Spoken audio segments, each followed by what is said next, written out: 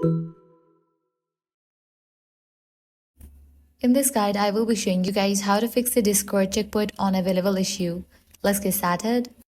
First, open the Discord app on your phone, navigate to the U tab. Once you're over here, click on the gear icon given at the top right. Now navigate to the option Data and Privacy. The key step is to ensure that all your permissions are enabled.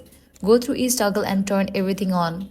This will allow Discord to gather the necessary data to generate your checkpoint summary. After enabling all these options, return to your profile and tap on checkpoint again. The issue should now be fixed and you will see your full checkpoint summary, including the number of messages you have sent, any gifts you have received, and all your activity in one place.